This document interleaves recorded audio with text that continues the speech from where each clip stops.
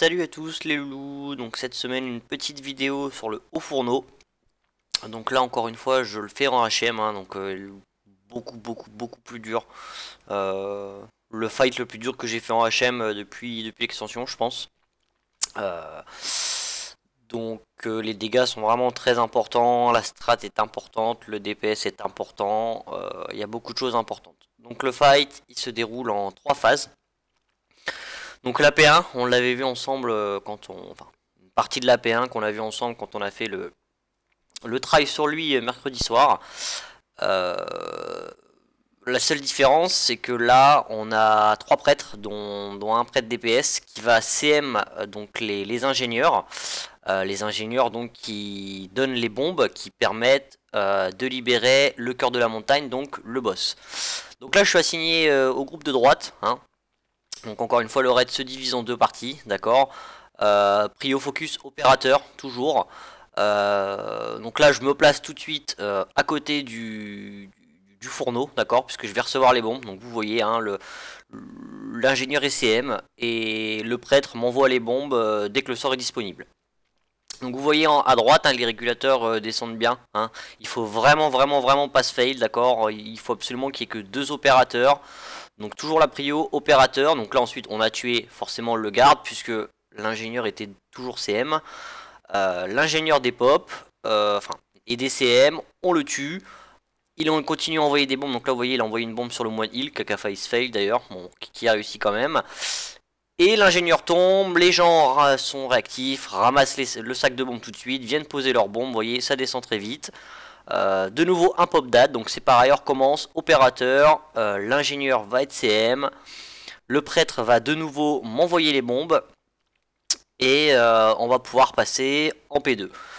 Donc cette phase là, elle est très simple, une fois que c'est maîtrisé, surtout avec la strat CM, donc avec deux prêtres, c'est très simple, il se passe rien. C'est juste prio DPS, pas se foirer sur les bombes, bien ramasser les sacs quand les ingénieurs sont morts, et tout se passe bien. Donc là, moi j'ai fini mon côté, enfin je finis mon côté. C'est l'heure de se repaquer, donc on finit vite l'opérateur. On va tout paquer pour faire entre guillemets un premier clean et s'occuper du contremaître, donc qui était du côté gauche. Petite parenthèse, je vais faire quasiment que de l'AE là sur ce fight. Parce que je suis assigné à faire que de l'AE, on n'était pas beaucoup. C'est un fight quand même qui demande des focus, d'accord, mais vraiment du focus à un certain moment, je vous dirai à quel moment. C'est très important. Donc là, on essaye de clean un maximum, on finit les ingénieurs, donc forcément tant que les ingénieurs sont encore en vie, ça balance des bombes, donc les gens qui ont les bombes s'écartent, se font péter, reviennent, etc. Jusqu'à temps que tous les ingénieurs soient bien clean. Donc là vous voyez il y a encore les sacs de bombes, donc on s'en écarte, on finit le contremaître, et on va pouvoir enchaîner la P2. Donc la P2, vous voyez le cœur de la montagne, donc le boss Apop, il est entouré par 4 élémentalistes primordiales qui ont un bouclier et qu'il va falloir péter pour pouvoir DPS les élémentalistes, d'accord. Pour faire péter le bouclier des élémentalistes, vous le voyez, on a ramené un élémentaire de scorie sur l'élémentaliste, qui quand il explose, donc quand il a plus de vie, détruit le bouclier de l'élémentaliste, et là on doit tuer absolument l'élémentaliste. C'est très important de faire un full focus sur l'élémentaliste à ce moment là, d'accord. Il faut qu'il tombe absolument au premier coup. Alors là vous allez le voir, le premier va tomber du premier coup, ça va pas se passer comme ça pour la suite, mais je vais vous montrer pourquoi c'est passé sur ce try. Ça a été très bien fait, c'est comme ça que je l'avais fait aussi la première fois. Je vous montrerai. Donc là, le premier élémentaliste est tombé, on repack tout, on clean tout. Alors, il y a une tête de mort sur les mans de feu. Les mans de feu vous mettent un dot qui dure 8 secondes et qui au bout de 8 secondes vous fait exploser. Vous voyez, moi là j'ai le dot, à ce moment là c'est le feu volatile, je m'écarte un peu, j'attends la fin du dot, je vais péter de mon côté, ça fait un petit peu de dégâts quand même.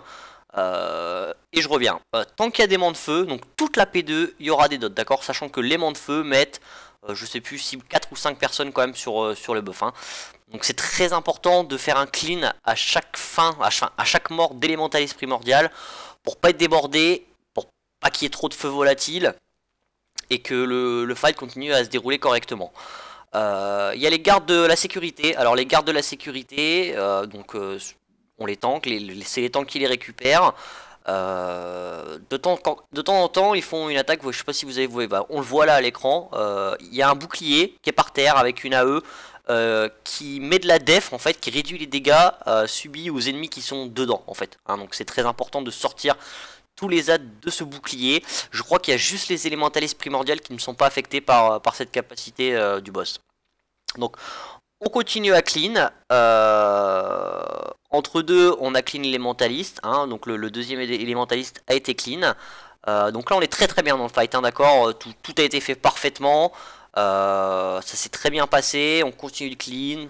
J'AE, hein, je dot tout ce que je peux. Je continue d'AE. Vous voyez, hein, même avec de l'AE, je suis même pas dans le kiki DPS. On avait 3 chamélios. Ça envoie pas mal. Vous pouvez voir que Rock ça envoie pas mal aussi. Bref, faut vraiment du gros DPS quand même sur ce fight. Donc là, on fait le troisième élémentaliste. Vous allez voir qu'on va pas le passer tout de suite. On va pas le passer la première fois. Il va lui rester quasiment rien. Hein.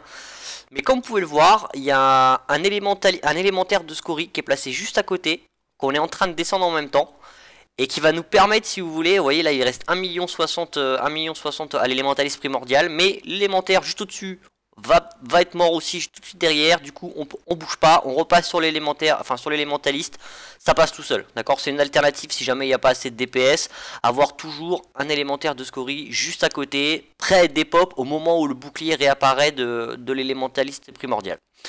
On refait un clean, l'aimant de feu toujours en priorité, les feux volatiles s'écartent de nouveau. Petit rappel, les élémentaires de scorie ne sont pas tankables, d'accord? Ils fixent quelqu'un et ils tapent dessus, d'accord?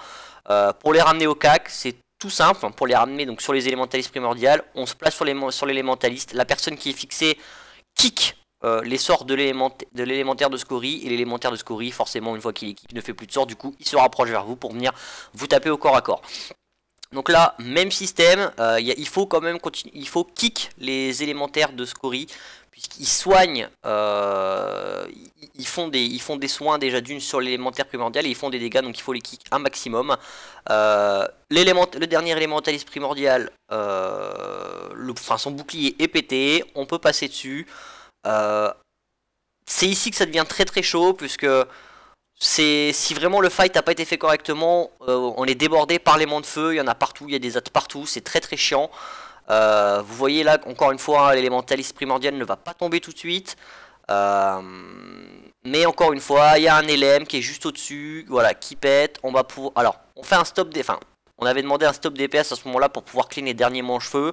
Manche-feu, bon, ça n'a pas été fait, c'est pas grave, on continue le fight.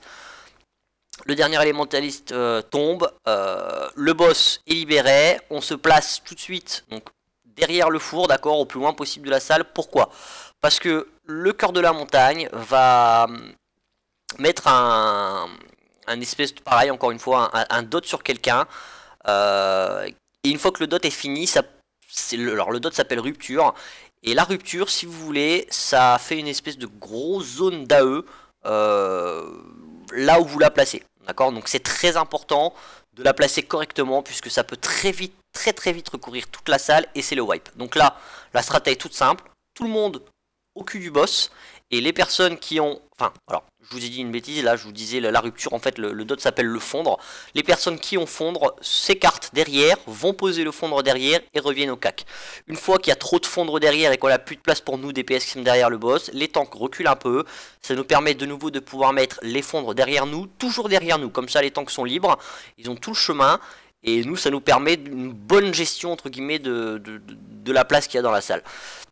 À ce moment-là, bien évidemment, il faut essayer de finir l'aimant de feu, d'accord, pour éviter que l'aimant de feu mettent des dots sur chaque personne et que les gens soient obligés de s'écarter. Ça peut poser problème, puisque si à ce moment-là la personne a le dot, doit s'écarter du raid et en plus a le fondre, la personne peut se retrouver coincée derrière les fondres et c'est vite un problème. On essaye de faire du focus, hein. Là encore une fois c'est du focus, un peu d'AE quand même pour essayer d'éclater un peu d'élémentaire. Là on était très large, on a fait un très bon try. On a fait des restes, tout le monde est en vie. Le cœur de la montagne tombe très bien. Pour information, vous allez voir là où on va le tomber.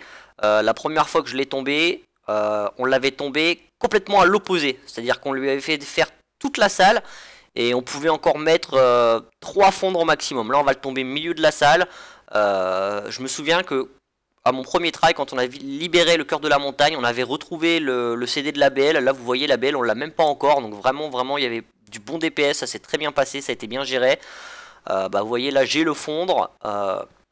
Le fondre va se placer. Vous allez voir, voilà, je l'ai placé derrière. Nickel, je peux me ravancer. Nickel chrome, vraiment tout le monde a bien géré son rôle. De temps en temps, je sais pas si vous avez vu, il y a une explosion qui se fait. Voilà, explosion bientôt. Ça fait des dégâts à tout le raid, vous voyez, ça pète. C'est comme ça, on peut rien y faire. Ça fait partie des dégâts de raid constants qui durent tout le fight.